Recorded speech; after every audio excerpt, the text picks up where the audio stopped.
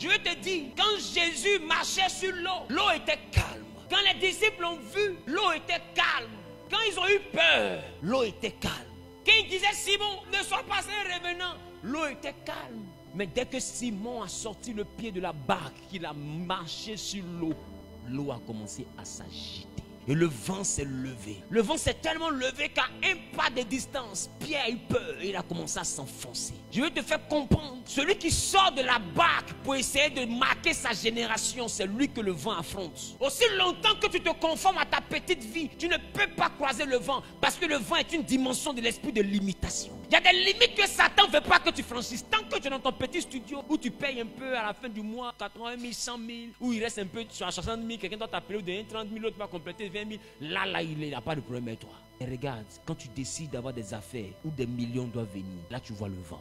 Quand tu essaies de sortir de cette pauvreté pour attraper le gros lot, c'est là que tu vois le vent. Et bizarrement, la Bible dit, le vent était là, jusqu'à qu'ils ont regagné la barque. Et à peine ils sont rentrés dans la barque, la Bible, le vent, c'est ça. J'ai compris que quand tu es là où tout le monde est là, il n'y a pas de vent.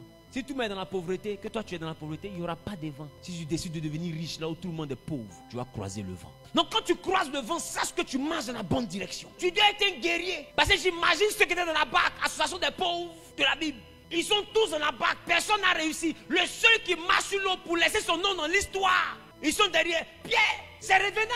Reviens, tu vas mourir, tu vas pas dit Pierre, toi tu es bête. Il dit, il faut revenir, il va te mordre. Il y a des gens qui ne réussissent pas, qui ont peur de réussir et qui viennent empêcher ceux qui n'ont pas peur d'y aller. La vie appartient aux audacieux. Il n'y a rien qui peut te tuer plus que la mort. Et il te dit, quand la mort vient, si on a dit voiture rouge va te tuer, si tu ne veux pas sortir le lundi, c'est jouer rouge de voiture rouge de ton enfant.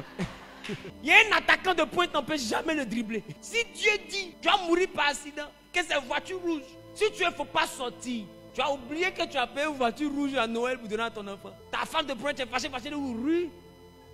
Bouh, regarde la voiture là, c'est rouge. C'est pas accident. Mon ami, si Dieu dit c'est la route, tu peux rien changer. C'est la raison pour laquelle quand tu vis, il ne faut pas vivre la peur, parce que la mort, là, il te dit. Et on voit des gens dire, non, il faut que je roule à 10 km/h pour éviter l'accident. Qu'est-ce que tous ceux qui meurent dans l'accident en filet? Des fois, tu roules doucement, c'est celui qui est au bout là-bas qui file là, qui vient te tuer. Ah bon, d'accord. C'est pour dire que la mort, là, quand ils ont déjà balancé ton courrier, ça va venir. Si au ciel on a écrit, qu'on a mis ton nom, que Dieu a mis caché, si tu veux dors, ça va te prendre. Reste dans la douche, ça va te prendre. Va au WC, tu seras le seul qui a mouru là-bas. Si tu veux boire l'eau, ça a serré ton cou, l'eau. Nabal est mort comme ça dans la Bible.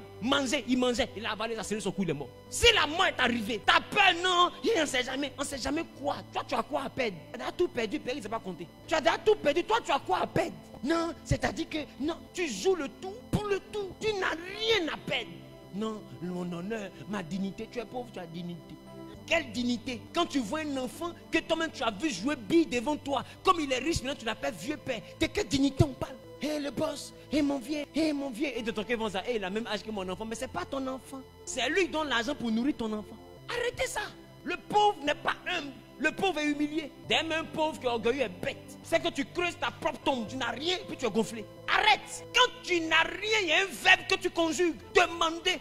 Et l'on vous donnera. Arrête de là, non. Non, moi, il m'en fout des gens. Hey, la réponse à la prière d'un homme, c'est l'apparition d'un homme. Et si tu vois que celui-là qui est là-bas a ton miracle dans sa main, que lui peut t'aider, si quelqu'un se met au devant de toi, il faut crier plus fort comme Baptême. Mon ami, il faut m'aider. Arrête de dire, non, écoute, quand ton voisin court plus vite, que tu sais qu'il va aller pour te laisser l'attrape son sac.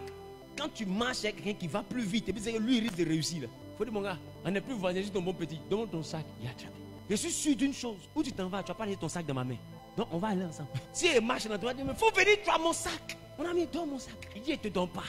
Allons-y. Mon ami, Tortue n'est pas rapide, mais on ne voit pas son cadavre dans le feu de brousse.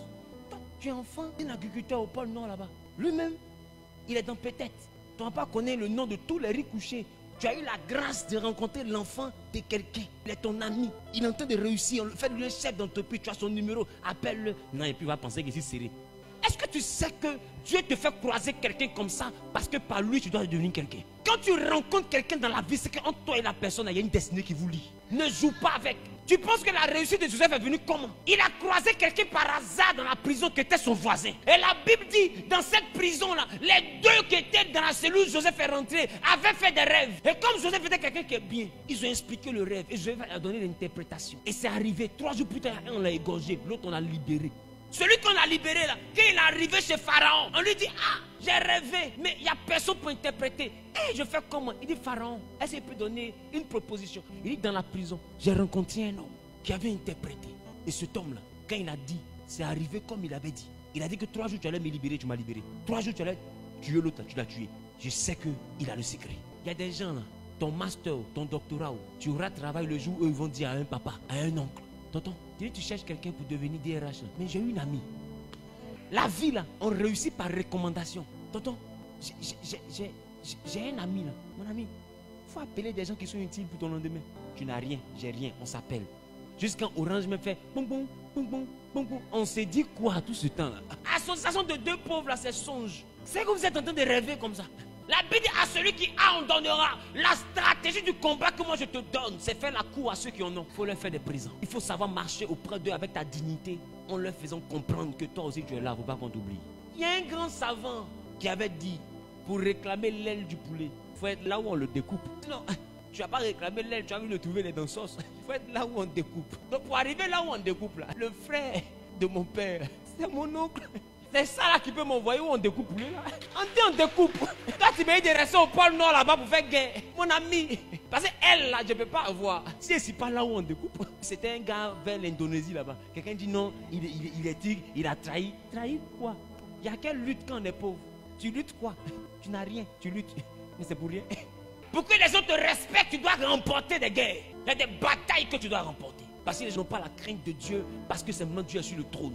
Ils auront la crainte de ton Dieu, parce que ton Dieu va te sortir de la boue. Ou eux-mêmes, ils ont parié que tu ne peux pas sortir. Quand il va te faire sortir de là, ils vont te regarder, ils vont dire, c'est que Dieu là, parce que nous on sait où on l'avait laissé. Si aujourd'hui c'est lui qui a fait ce cortège là, mon ami, si tu dis ton Dieu là, Isabelle comment? Ils vont se convertir à cause de ton résultat. Et Jésus te donne ce qu'on appelle le royaume pour que tu aies un résultat. Ne te fais pas prier pour prendre les richesses du royaume. Parce que le royaume a des richesses. La Bible, nous sommes bénis de toutes sortes de bénédictions en Jésus-Christ dans les lieux célestes. C'est ce qu'on appelle le royaume. Dans le royaume, tu as tout ce qu'il te faut pour ta vie et pour ta survie. Ne te prive pas de l'abondance que Jésus a à te donner. Est-ce que je parle à quelqu'un?